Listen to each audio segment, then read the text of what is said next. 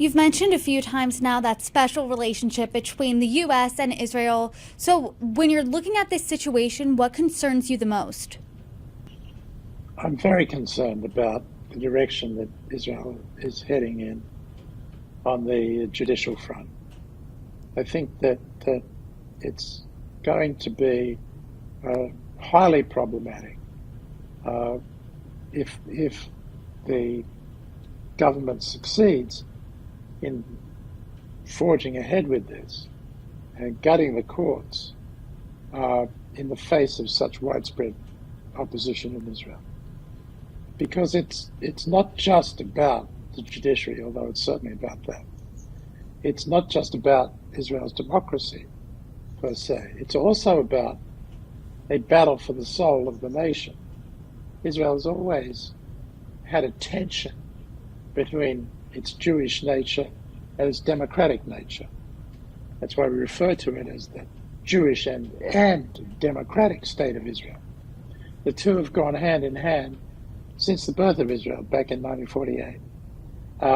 And there's been an uneasy balance, but the balance up until now has been kept. And that has produced a kind of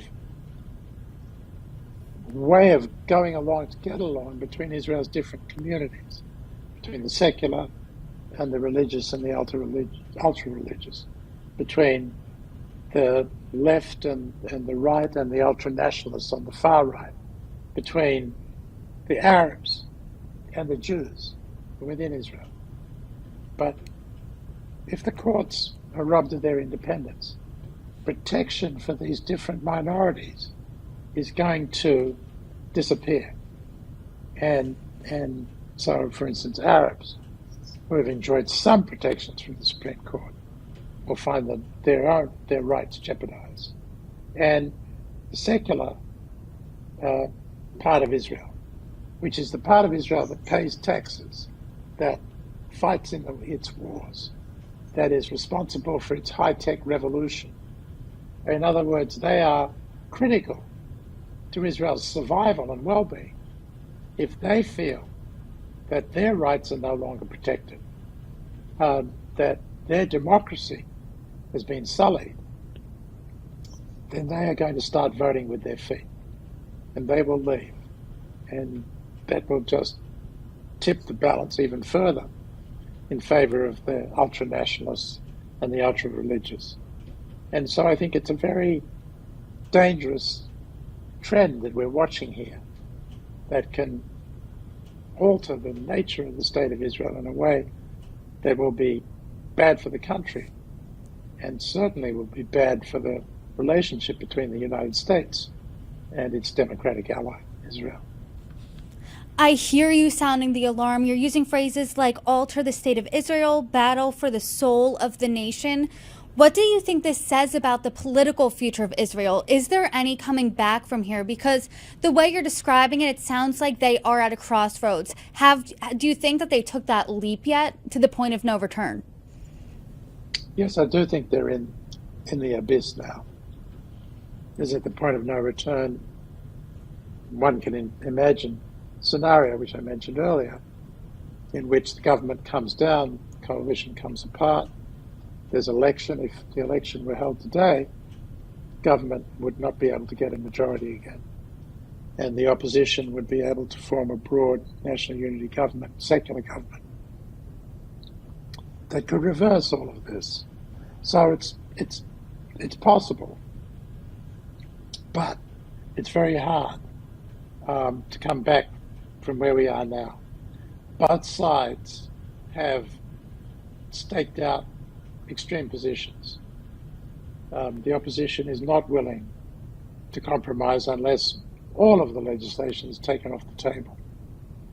The government, particularly the elements in the government that have been pushing this judicial reform, consider that they have the power, they've demonstrated they can do it, and that they should forge ahead so that the room for compromise and a building of a consensus has shrunk as a result. The gap has grown, and the ability of leaders on both sides to find a way to bridge the gaps is much more limited today than it was before the legislation was pushed through. And another thing which we're already seeing is that now that the judicial reform proponents have gotten their way, the Orthodox Jews who are members of this government coalition are now putting up their hands and saying it's our turn. And they want to push legislation that would permanently exempt religious students, the yeshiva students, from ever having to serve in the army.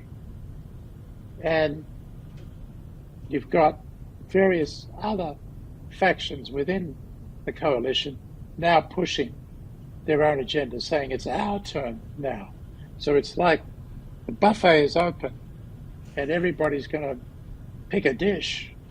And so that dynamic is going to make it even harder to try to pull back and dig out from this abyss that I think they're already in. So I'm quite pessimistic about it in the short term. I'm afraid that this division is going to increase. I hope that I'm wrong, but I just don't see the political dynamic that's going to bring us back. And as a result, the trends that we've seen up to now are going to grow worse, and the division is going to grow deeper. And so I have a fairly dark view of Israel's future in the short term. Ambassador, I appreciate your insights. As the situation develops, I hope you come back on and join me and continue to break it down for us. Thank you so much for coming on.